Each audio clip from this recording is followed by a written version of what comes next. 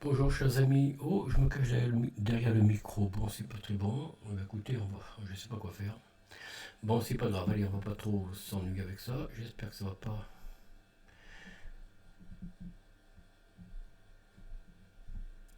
Bon je le mets comme ça, j'espère que ça va aller, j'espère que vous m'entendez chers amis. Bon vous ne voyez pas beaucoup mais écoutez je suis désolé, je sais pas comment mettre ma webcam, j'ai pas de caméra à proprement parler puisque ma GoPro marche pas, j'arrive pas à la mettre sur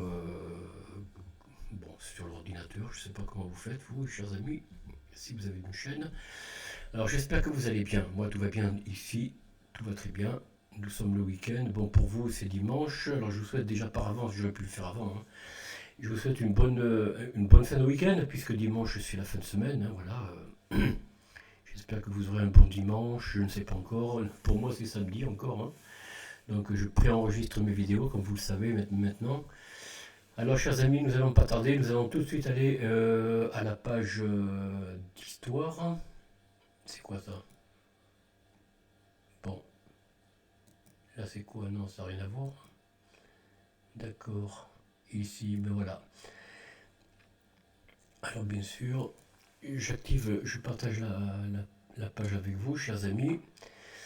Alors j'espère que vous allez tous bien. Ben écoutez, nous allons parler pas rapidement, donc quand même, à propos de Charles III dit le Chauve. Pourquoi je ne sais pas. Ben, peut-être qu'il n'y avait pas grand-chose sur le caillou, hein, sur le crâne, c'est possible.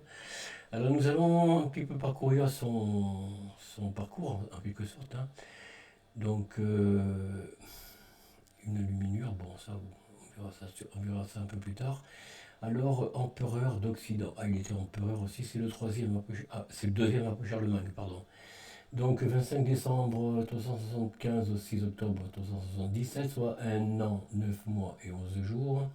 Couronnement 25 décembre 875 à Rome par le pape Jean VIII. Jean VIII, voilà le pape. Non, on ne voit pas. Ah bon, non. Prédécesseur Louis II le Jeune et successeur Charles III le Gros. Alors lui c'est le gros. Bon. Alors roi d'Italie, 12 août 875 au 6 octobre 877, soit 2 ans, 1 mois et 24 jours. Prédécesseur Louis Louis III le Jeune, décidément. Non, Louis III. Successeur Carloman de Bavière. Bon, un des fils ou petit-fils de Charlemagne, certainement. Alors, roi des Francs, donc Francie occidentale ou France occidentale, je ne sais pas. Août 843, 6 octobre 877, soit. Hein, qu'est-ce que j'ai dit? 843 et 877, oui. 34 ans et 2 mois. Couronnement 6 juin 848 à Orléans. Et prédécesseur Louis Ier le Pieux, successeur Louis II le Bègue. Bon, quelqu'un qui parlait un langage peut-être difficilement. Alors, roi d'Aquitaine, bon, ça y est, oui. Septembre 832, 15 mars 834, soit 1 an et 7 mois. Couronnement, septembre 832 à Limoges. Prédécesseur Pépin Ier, voilà, l'écusson ou la médaille, hein. Successeur Pépin Ier aussi. Bon, d'accord. Décembre 838 au 5 juin 845, soit 6 ans et 7 mois. Prédécesseur Pépin Ier et successeur Pépin II. Bon, alors biographie, titre complet, roi de France et occidentale, roi d'Aquitaine 832, 864, 838 et 845, empereur d'Occident 876-877, dynastie carolingien. Date de naissance 13 juin. Là, c'est plus. Vous remarquerez avec les carolingiens, c'est plus précis tout d'un coup. Avec les mérovingiens, il n'y avait pas moyen d'avoir une date fixe, notamment pour les naissances. Vert. Et là, c'est précis, vous voyez? C'est curieux, hein? Ça montre que, je vous l'ai dit, hein, la religion rejetait ce qui ne lui seyait pas, c'est-à-dire ce qui ne lui allait pas.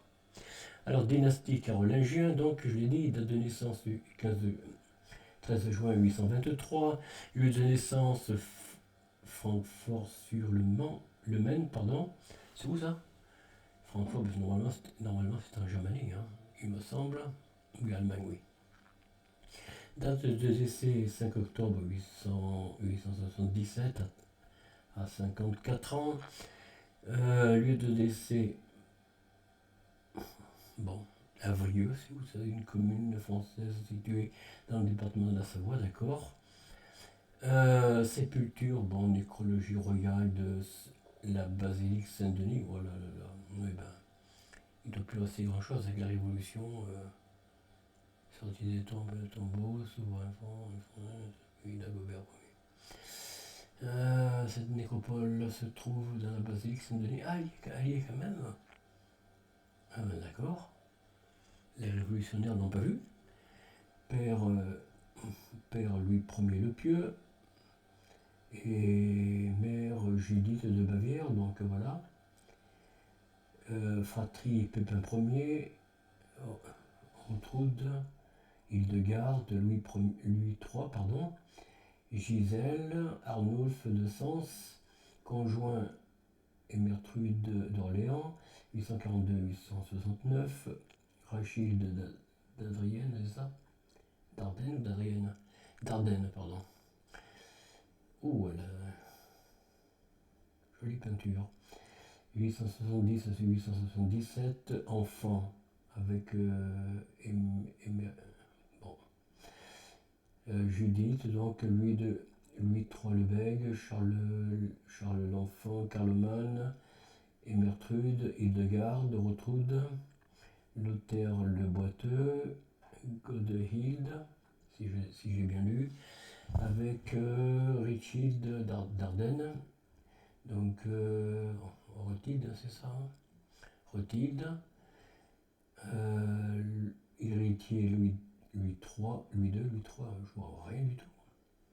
Louis III, religion catholique évidemment, hein, ça va de soi.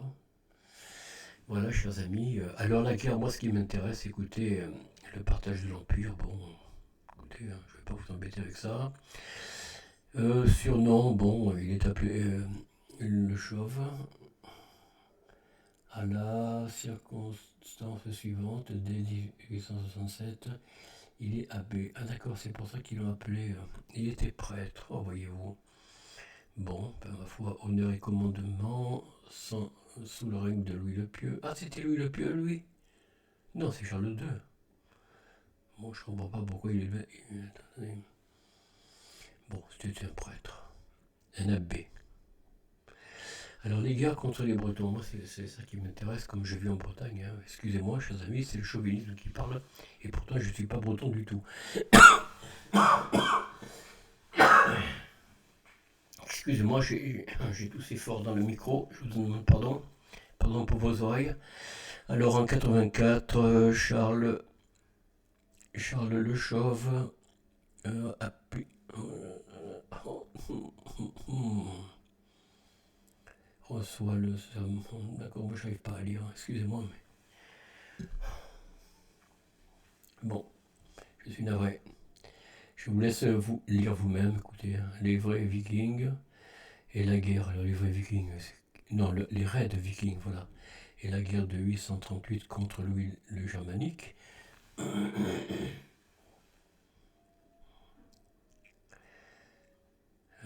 Roi de l'Étarange, je vois rien du tout. Bon, je vous laisse un peu lire. Voilà le tombeau. Alors là, il est à Saint-Denis. Bon, c'est tout ce que je sais. En plus, j'ai la gorge qui est prise, enrouée, mais ça, c'est le climat qui nous envoie. Hein.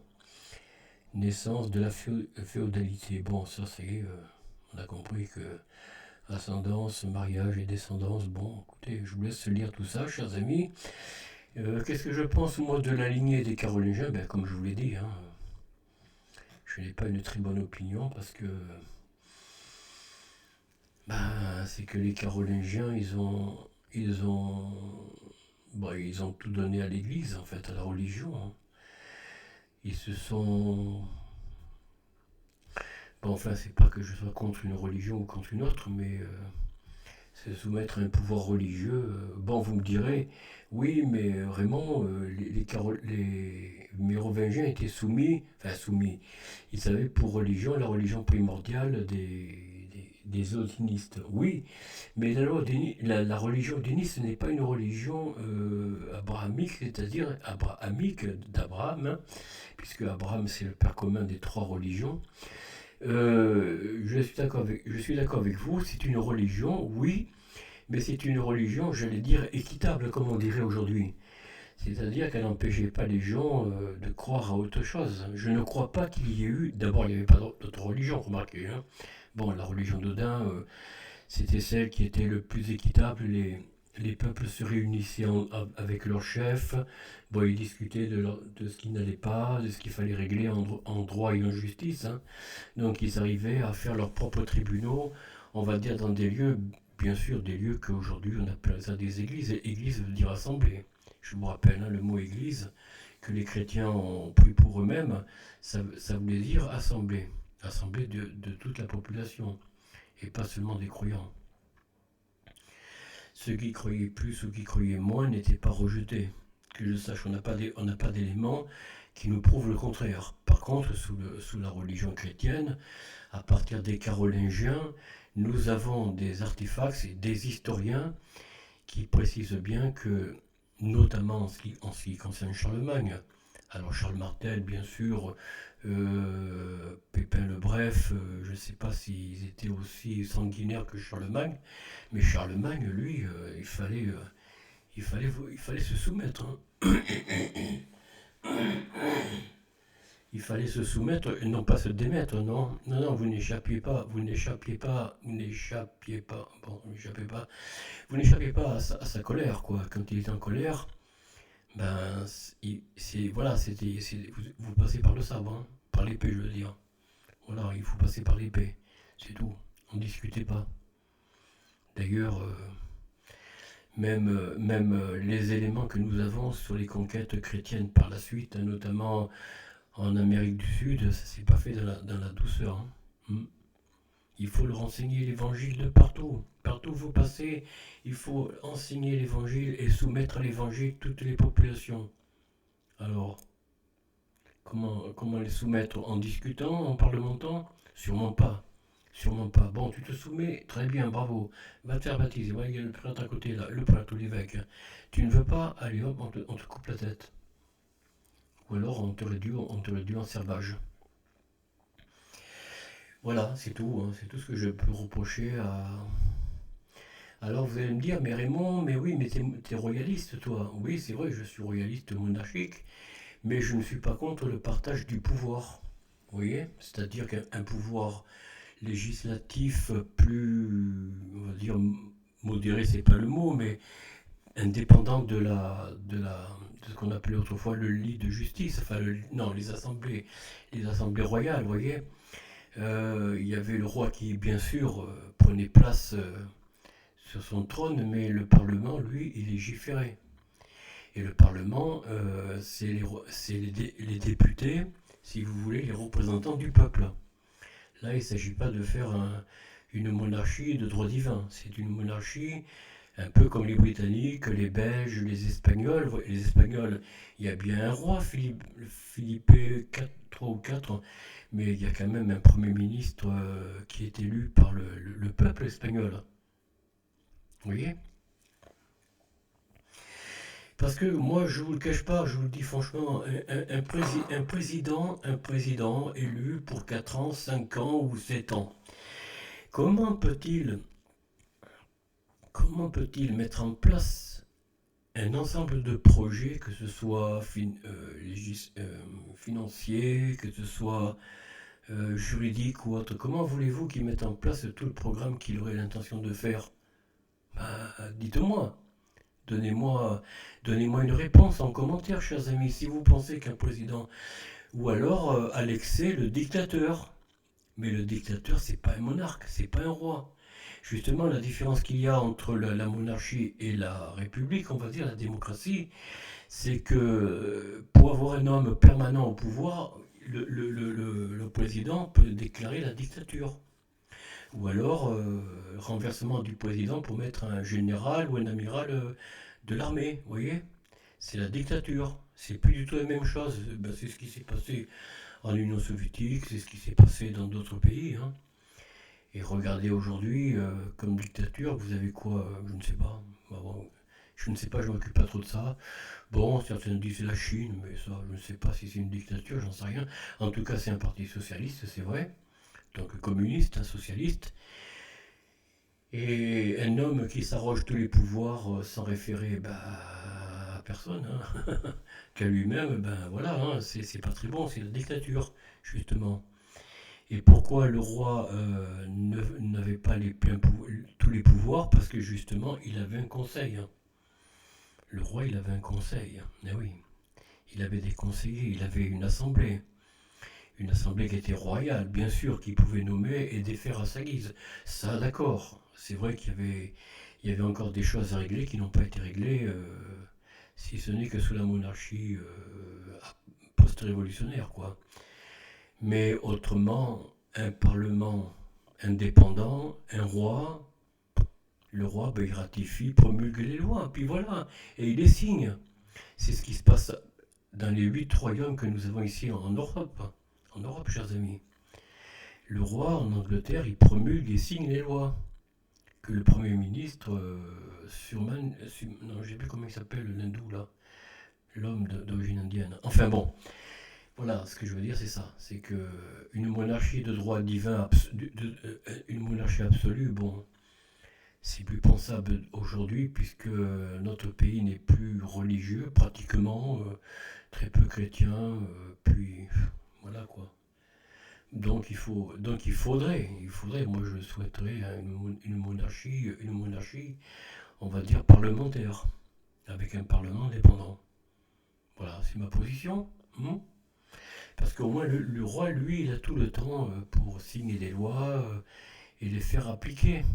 Il est là pour arbitrer, le roi. Bon, bien sûr, le Parlement a son mot à dire, hein, c'est eux qui font les lois, mais c'est le roi qui les fait appliquer. Voilà, il a tout le temps pour ça, enfin, à condition de vivre assez longtemps, hein, évidemment.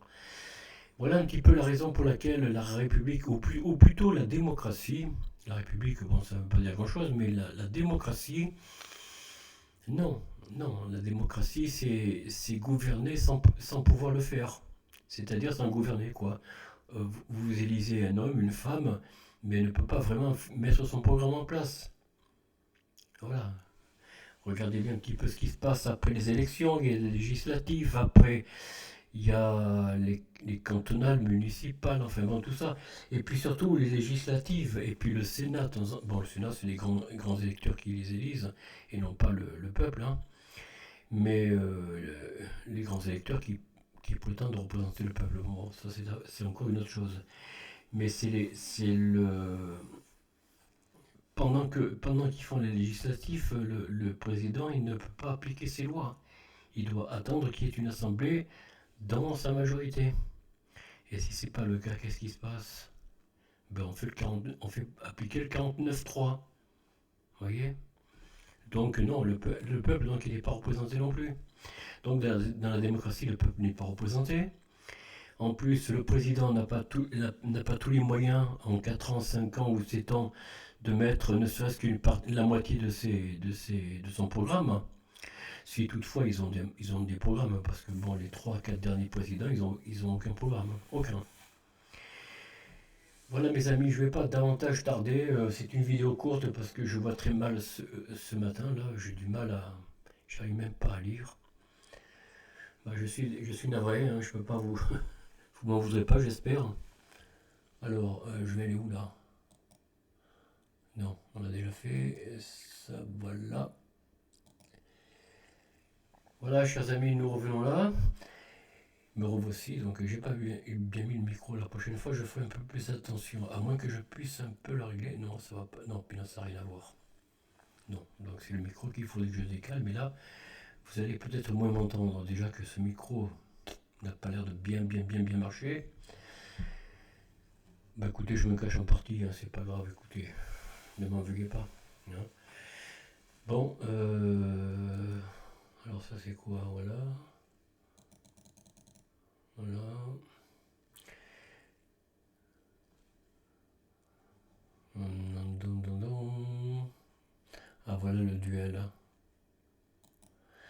Ah oui, je voulais vous faire une petite remarque sur ce que je viens de voir là. Non, puis non, c'est pas la peine. Non, allez, on va arrêter là.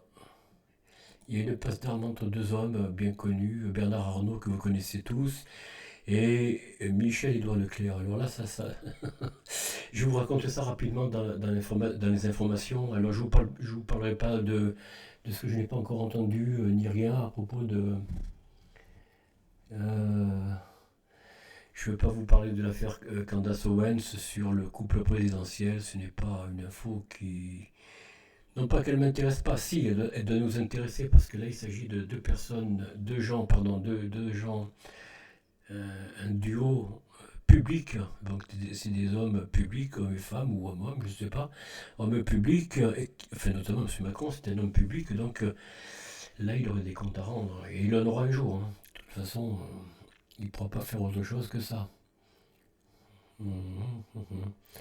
Oui, parce que bon, quand on a un genre à supposer dans la vie privée, bon, qu'on n'a pas des très hautes responsabilités, bah écoutez, chacun fait ce qu'il veut, hein. Voilà, moi je respecte un petit peu le choix de chacun et de chacune. Je ne suis pas du tout ni pour ni contre les gens qui sont, je sais pas, moi, homosexuels, transsexuels. Bon, ils font ce qu'ils veulent dans la vie privée. Je dis bien dans la vie privée. Mais quand on est un homme public et que l'on. Je ne sais pas si ça a été caché ou quoi, il a fallu attendre des révélations pour pouvoir voir réagir un petit peu voilà, l'Élysée, quoi. Et ça, c'est gênant quand même, hein, c'est gênant. Bon, alors, la passe d'armes, je disais, entre Bernard Arnault et Michel-Édouard Leclerc. Qu'est-ce qui se passe exactement? Il se passe que Michel-Édouard Leclerc, sur un plateau de télévision, vous voyez déjà, quand on passe sur un plateau de télévision, faire confiance, hein, ça c'est difficile. Bon, bref, il a défendu son programme, moi, sa manière de traiter ses grandes surfaces, enfin ses magasins, mais par contre, il a, il a touché, enfin, il a tapé sur Bernard Arnault.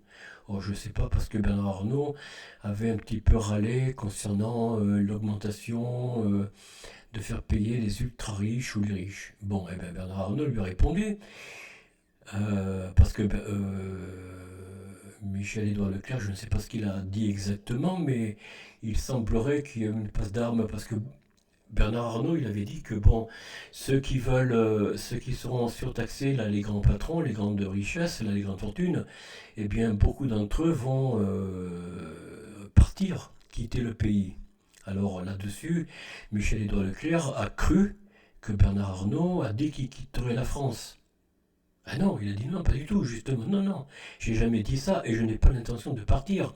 Justement, nous sommes depuis très longtemps implantés ici et je resterai ici pour faire valoir mes produits que je vends sur le sol de l'Hexagone et que, bien sûr, bon, tous les magasins, toutes les grandes boutiques qu'il a en Chine, aux États-Unis ou dans d'autres pays, hein, ou le Japon peut-être, eh bien, il fait fabriquer, probablement, je ne sais pas, je crois qu'il fait fabriquer les produits là-bas, dans les pays sur place, mais avec à l'enseigne de l'Hexagone, quoi, vous voyez, mais made in France, comme on dit, hein.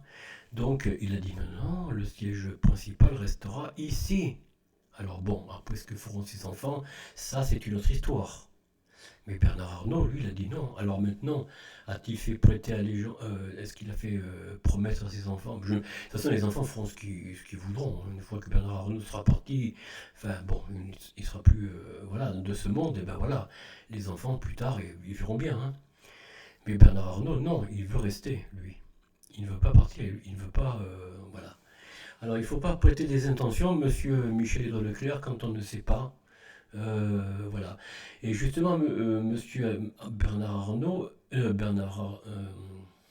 oui, Bernard Arnault, pardon, il a dit, mais vous, monsieur Leclerc, vous dites que je quitterai la France. Non, pas du tout. Mais moi, je fais fabriquer des produits made in France. Et vous, dans vos grands magasins, vos grandes surfaces, la plupart de vos produits, d'où proviennent-ils? Chers amis, à vous de répondre. Regardez bien dans vos magasins, si vous allez chez eux, hein, chez Leclerc, je ne sais pas. Regardez les produits d'où ils viennent. Remarquez, vous me direz, mais Raymond, c'est partout dans les grandes surfaces. Oui, probablement. Il n'y a pas que chez Leclerc, peut-être. Peut-être, moi je ne vais pas forcément dans les grandes surfaces, mais bon, après il faut voir, oui, effectivement. Peut-être qu'il y en a qui font des concurrents qui font à peu près la même chose. C'est possible. Voilà, chers amis, bon, allez, on va pas discuter que de ça, c'est pas d'un grand intérêt. Ce que je voulais faire, c'est ça, oui, voilà. Je voulais mettre en finale. En finale, nous allons mettre le générique. Alors oui, je me suis absenté au numéro... oui, voilà, hop, voilà. Donc, qu'est-ce que c'est que ça, là? Ah oui, d'accord, là c'est là, bon. Voilà, bon, c'est bien long, là, qu'est-ce qui se passe? Oh, ben, dis donc. Oh, c'est pas vrai, c'est pas vrai, c'est pas vrai, c'est pas vrai. Oh là là là là. C'est vraiment... C'est une catastrophe. Je ne sais pas si chez vous Windows marche bien. Moi j'en suis un petit peu déçu, hein, autant vous dire. Je n'arrive pas, regardez-moi ça, j'arrive pas à voir la page. C'est fou, hein. C'est dingue, comme dirait quelqu'un. C'est fou, c'est fou, c'est fou. Alors, on en est où là? Oh là là, puis alors...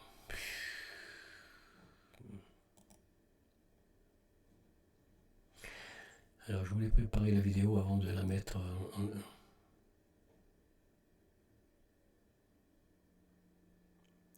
Oh non, c'est pas vrai, ça marche pas encore. Bon, décidément, nous avons... Alors, Windows et OBS, OBS, ça marche pas très fort, hein. Je suis navré, chers amis, hein, voilà. Ça y est? Oh là là. Mais chaque fois, il se casse tout seul, hein. Mais c'est pas vrai. Putain, je demande rien, moi. Oh là là là là. Non, je n'arrive pas. Voilà. Bon, chers amis, nous allons rester là. Je vous souhaite donc un bon dimanche, déjà par avance. Je vous souhaite beaucoup de joie, beaucoup de bonheur en famille, entre amis bien sûr, et avec vos collègues de travail. Ce sera pour lundi matin pour l'instant. Profitez-en bien s'il fait beau chez vous, ou s'il y a de la neige. Alors s'il y a de la neige, c'est quand même pas... Bon, ça peut gêner la circulation, c'est vrai. Mais soyez heureux quand même là où vous vous trouvez, sur les lieux de villégiature, dans votre maison secondaire ou votre maison principale. Tout simplement, soyez heureux. Et je vous souhaite beaucoup de bonheur. On se dit à très bientôt. Au revoir.